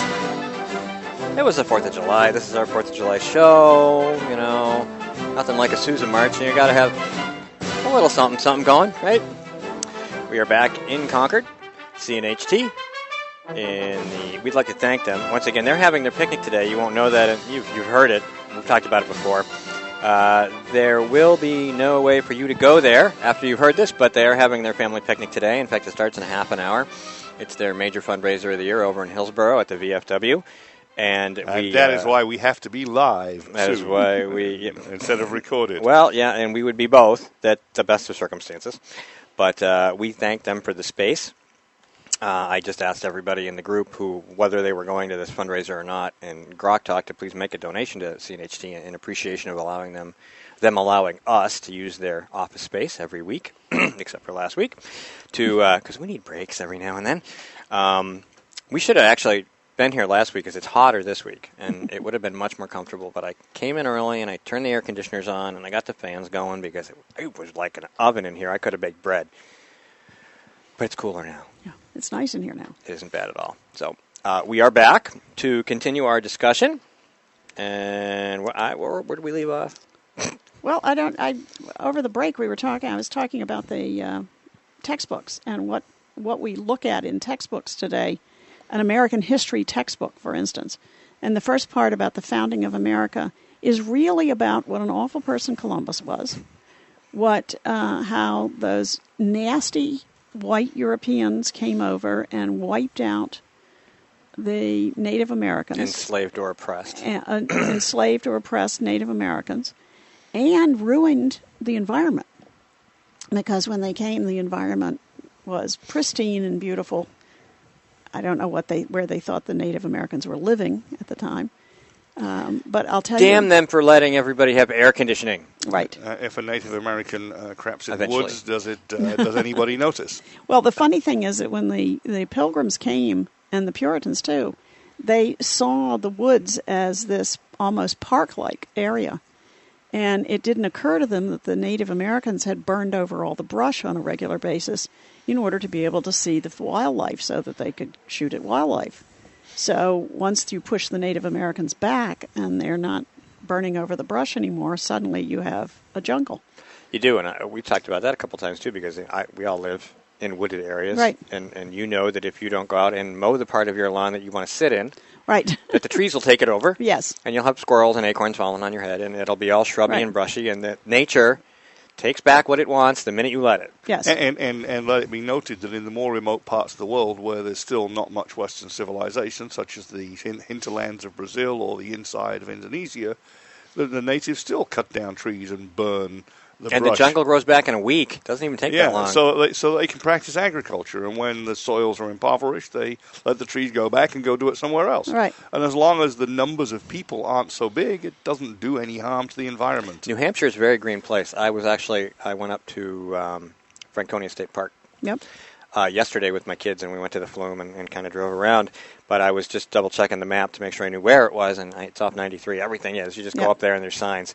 But if you're looking at it, if you don't know where this is, look up Franconia State National Park in New Hampshire, okay? And just look for the Flume, okay? And go to Google Maps and find it, and then zoom out, and then zoom out, and then zoom out, and then zoom out, and then zoom out, and you tell me when you stop seeing nothing but green everywhere, okay?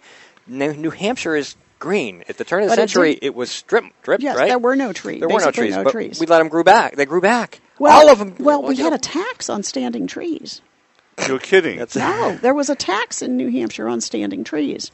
I didn't know that. I knew that it had been cleared to the point where that Right. on a clear day from Mount Washington you could see Massachusetts or some such thing. Right. You know.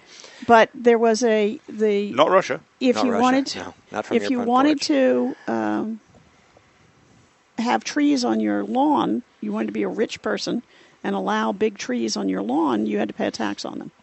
Well, that explains why there weren't any trees. Right. And, well, the idea was that we needed agricultural land, and it was also, if you allowed the trees to stand, you might be helping, this was instituted after the Revolution, you might be helping the British by trying to sell your tall trees to the British for wood and so forth. So cut them down. To be a good patriot, you needed to cut them down. And I think it was repealed in the 1940s. Well, I know that sometime after the turn of the century they started letting the trees grow back. Right. And it hasn't been that long, and New Hampshire has a lot of trees. Yes. And we have logging. Yes. All over the North Country. So it's... Ladies and gentlemen, just wait. They'll grow back. Yes. Okay, no matter where you live, even if you live in a city, think of all your post-apocalyptic zombie movies where the nature has taken the city back. Think of Detroit. They got to level Detroit. Nature's going to just move right in, take it all back. And it sure is. But there again, down in Nashua, the council's going to level the trees so that they can make the downtown less hospitable. No word on whether they expect to continue getting taxes from those businesses. They're going to level the trees? They're narrowing the streets, making less places to park, and in the process of doing so, are taking down some of those magnificent trees. And the argument is? It's for the environment because there'll be less cars. Go narrow streets with no trees, better for the environment than wider streets with trees. Yes. Well, we're going to have to pursue that. Okay, that's from the mind of a liberal, clearly. Yes. Yes. Although they have a Republican mayor. I had air quotes if you didn't see those. Yeah. So let me go back to the textbooks Please again. do, yes. Please, sorry. So the first chapters of the textbook are about how terrible Christopher Columbus was and how actually British fishermen and Leif Erikson and Vikings had come to the New World first anyway. And about 5 or 6 years ago, a Chicago scholar posited the fact that the Chinese had actually come to the west coast of North America and that all of those should be celebrated before Christopher Columbus. But I'm going to argue something here. Christopher Columbus is certainly one of the 10 most important people in the history because he changed the world. When he changed the way America and the people, not only Europeans, but the world thought of their world, their planet Earth, because he wrote a letter to Ferdinand and Isabella on his trip back explaining what he had found. And that letter was translated into 17 languages within a year. And it spread all the way to India. So that all of a sudden there was sort of eyewitness proof that there were more than 3 continents. Mm-hmm. And although he didn't realize that he had landed on a different continent, people who were working with the letter and coming over here after him, and they only came after him because of what he found. So when that idea that there was another continent became known, that means, is the Bible wrong? Were the classics wrong? All those authorities that they had relied on for thousands of years, because the Bible says that the 3 continents in the world were peopled by the sons of Noah. So these humanoid-ish people who seemed to be walking around on this new continent couldn't be human because we knew where the humans came from. And all of a sudden, and the classics had not posited another world. So all of a sudden, these authorities that had been relied on for knowledge and understanding had been undermined. So Columbus is the only person who did that. The British didn't want people to find out they had fishing areas in them, and certainly the Vikings and the Chinese, nobody ever made any big deal about it. So when we downgrade Columbus and his contribution to how we understand the world, we are so blind and so ignorant that we just don't understand how things change. Now, I know that one of the earlier efforts with regard to Columbus was that the general consensus at that time was that the Earth was not flat. Oh, the Earth. He had a globe. Columbus had a globe. They knew it wasn't flat, but they were using that as a tool. That was after the Revolution. Was it? And the gentleman's name, American, came up with the idea because they didn't want that Columbus was a great hero because he may have thought he was going to sail off the edge of the earth. Mm-hmm. Because they didn't want to attribute, and of course Columbus never came to North America. Mm-hmm. Nope. So, but they didn't want to attribute it to a British, John Cabot. Mm-hmm. So they turned Columbus into a bigger hero. And I have kids who have heard in elementary school today that Columbus thought the world was flat. And not only did Columbus not know the world wasn't flat, the Greeks knew the world wasn't flat. I do a whole lecture on I know if you go back far enough and you look, you can see, well, they knew that. They knew it was, Well, of course they did. I mean, all you had to do was a merchant on the Mediterranean, and when a ship sails away from you, what is the last thing you see of the ship? The top of the mast, right? Well, how can that be possible if they didn't go over some sort of a curve? Right. Basically, all you had to do is understand math. Well, and Aristotle talked about eclipses. Mm-hmm. Look at all that round stuff. Right. So, I mean, it's crazy, but people are still being taught that. And then if you look at the textbook and you go a little further in the textbook, it's about how the Europeans wipe out the natives, take all of their land away. And if we go back and read the material with a 21st century mindset, it sounds terrible. But nobody seems to be getting these kids to go back to a 17th century mindset. What do the words mean in the 17th century? How do you look at things in the 17th century and why? And suddenly you realize, for instance, Native Americans were extremely hospitable, as all tribal groups are. All tribal organizations, all tribal societies have rules about hospitality because they're moving all the time and other people are moving all the time. So it was inhospitable of a Native American to disagree with a guest. So if a Puritan forefather sits down with the Native American and makes a deal, the Native American agrees with everything because it's inhospitable not to. Well, then if they don't do whatever it was they agreed to, now they're liars by 20th century and by their standards. Mm-hmm. So how do you deal with a group of people who don't live up to your set of rules? And this is what multiculturalism is trying to do with us in this country, is that same sort of undermine what your own values are in order to take into account everything else constantly. And people, they forget that what happened here in just a few hundred years. Yes, 237 years. We growth, just had our 237th progress, birthday. the decline in poverty. Right. We can't talk about, you can't talk about poverty in this country. The entire, really. people in poverty in the United States have more than many wealthy people had in Europe. It's just crazy that... Right. Not just material goods either. Still opportunities, mobility. Right. All the things that everybody takes for granted are all things that made this country hugely successful.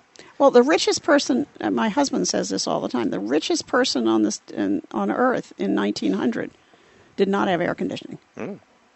I mean, they suffered in the heat. They did. I'm still reading the Amity Schleye's autobiography on Coolidge, and you talk about trains, and then cars are coming along, and just listening to them talk about how they had to move around, the things that they had. Radio was just being invented and used publicly.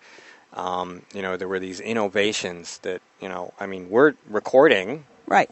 We're going to be on the internet. Right. And, just 120 years ago, they barely had radio, and these things all, and it doesn't matter, they say, well, he was Italian, but he came here. Yes. They all came here because he came here to do stuff. He came here because he could do stuff. He came here because he was free to do stuff. Right. And because people were free to invest in him. And that's the thing that they don't get, that without that element, none of that other stuff matters, and most of it doesn't happen. No. And why do you think America is the place for innovation? I mean, Asians are very good at copying. They can take something that has been innovated somewhere else and produce it. But they didn't make it to begin with. Because of our culture. Yes. Because of our background. Judeo-Christian culture around the world, in Europe before it became decadent, has in fact been the source of the majority of the advance of the human race out of the kind of abject medieval poverty that the Islamists still relish it today. Right. It's funny, back to that atheism monument thing, there's a quote by some famous atheist, I guess, that said that they would rather, and this I wrote about this because I was just like, what? It said, I would rather build a hospital than a church. Most hospitals were the result of churches, though. Yes. Another example of just how ridiculously... This is a person quoted on a monument. Right. Who's supposed to represent what atheists believe. Well, this is the problem, that most of the people who are making these rules and doing what they're doing today are ignorant. They aren't. Universities, all started by churches and religious groups. Right. Many different denominations, granted. Right. But they all... The Ivy League here, the major universities, were all founded originally to teach preachers. Yeah. And it's like, I'm just like, wait a minute. Yes. You would rather build a hospital than a church, but if we'd never built churches, we never would have had hospitals. No, in fact, the monks and nuns ran the hospitals until the Enlightenment. Which is why I have a hard time taking atheists seriously. Anyway, I'm sorry. Well, it's only in a context of the modern world that you can even posit atheism. Mm-hmm. That's true. I mean, one of our professors at Liberty Harbor, Dean Rico McCann, actually teaches a course called The Evolution of Evolution. And he goes back to primary sources. It's all based on primary sources. Mm-hmm. And nobody who was working on how did things get to be the way they are discounted God. Mm-hmm. That's a post-Darwin, in fact, Darwin says in his introduction, I'm just brainstorming this a little bit. It's probably might not even be true. So, but nobody knows this. They just buy into whatever they've trained it all. And we've written articles about it, and you talk about the differences, the primary differences as far as evolution is concerned: microevolution and macroevolution. Right. Microevolution is evident in minor changes in color and behavior and things like that. Based on the environment that they're in. Macroevolution has lots of issues. That's an understatement. How do I and a sperm whale come from the same source without there being enough years for it to happen?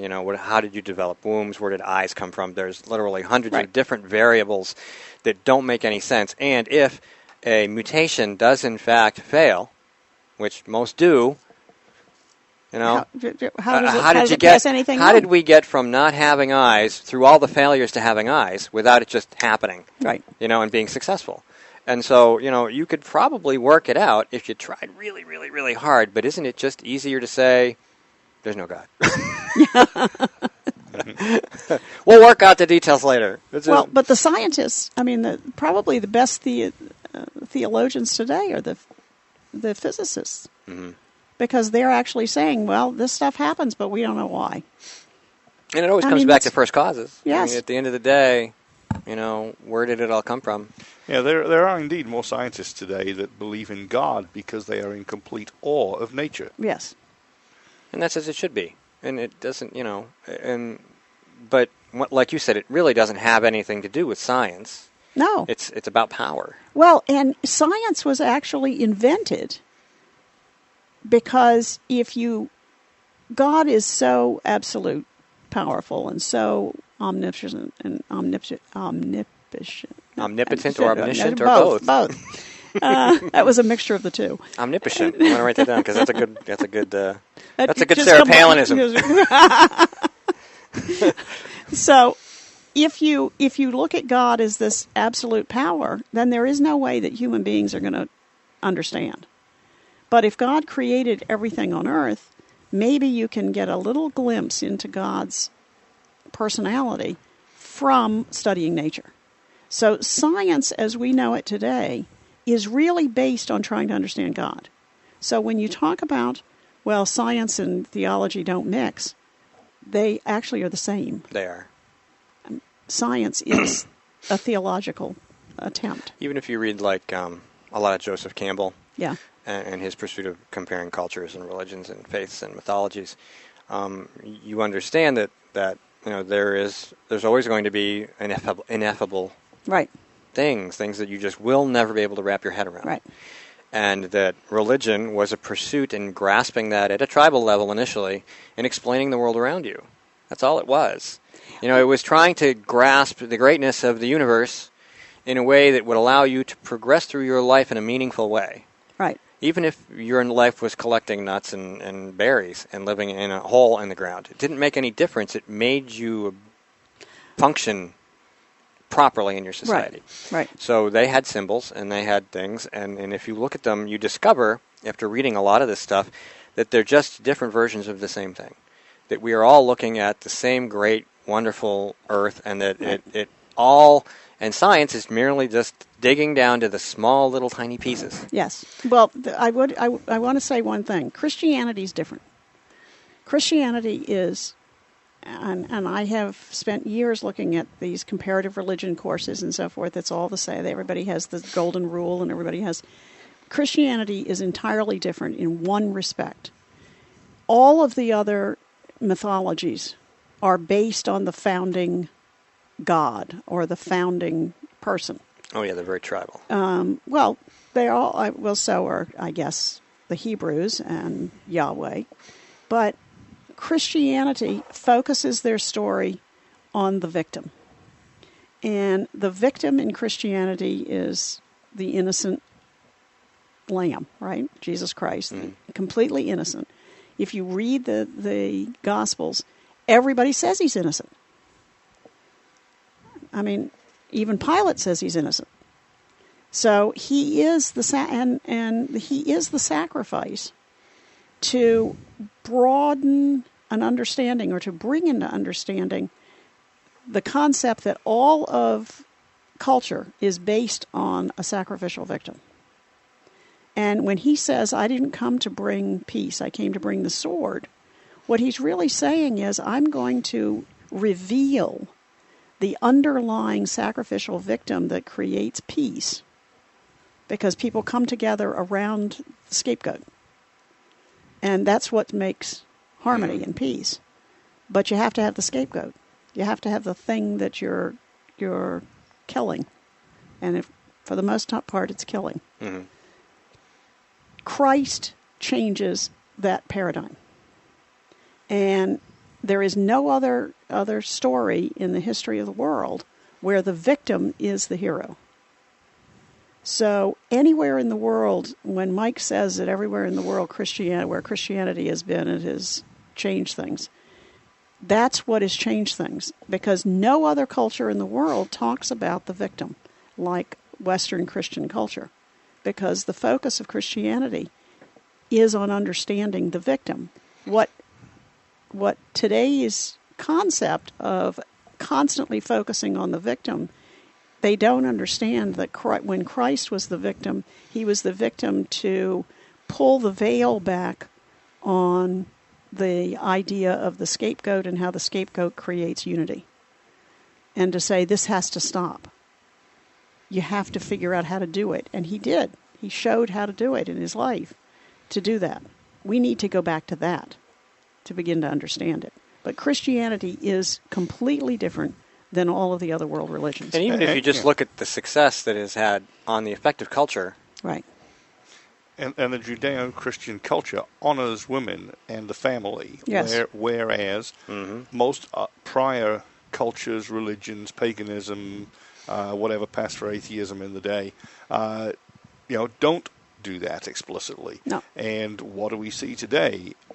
Overt attempt to not honor women, except in the sense of radical feminazism of exalting the women at the expense of the family. Right. That's not the point. Honoring the women and the family and preserving the culture. Well, and we're also dishonoring men in this culture. Oh, of course. I mean, we have undermined maleness to the point that the entire media culture is designed to make men look like idiots. Right.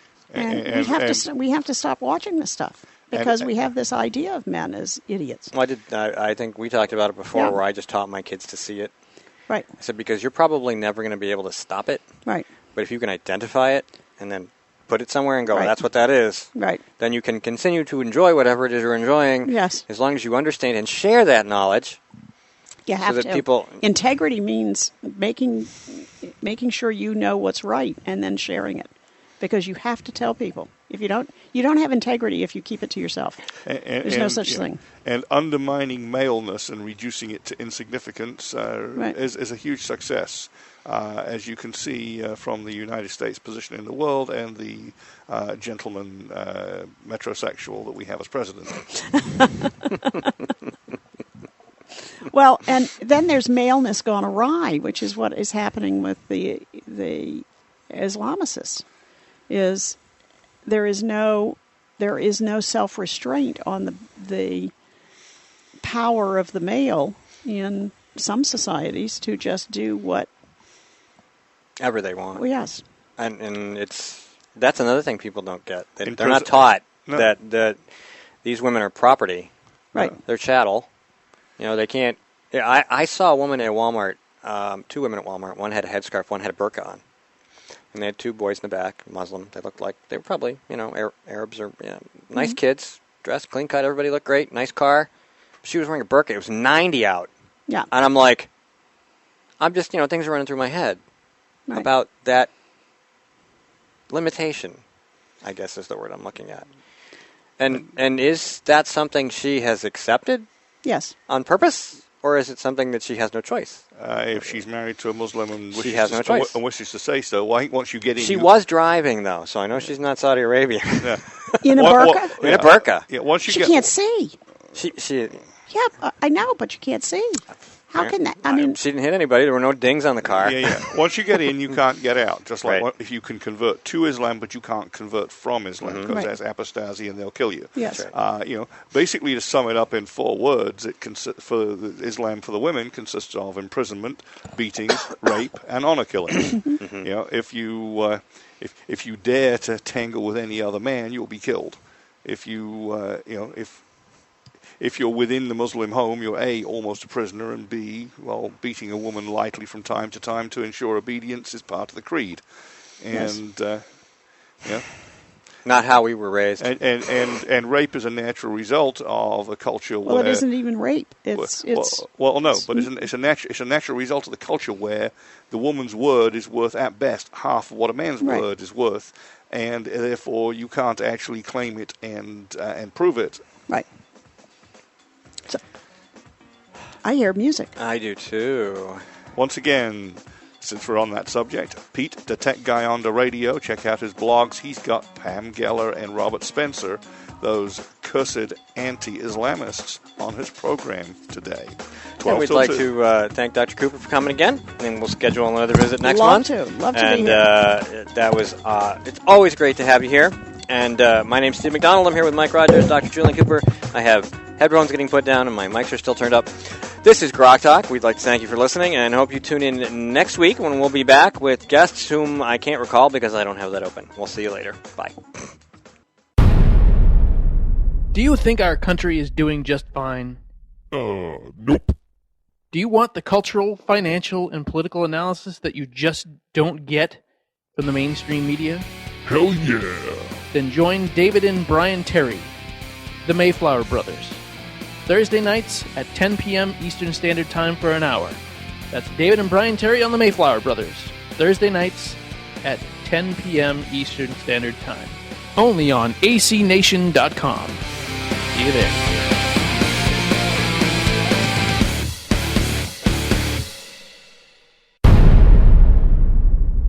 You're listening to American Conservative Nation Radio program, your one-stop network for independent conservative talk.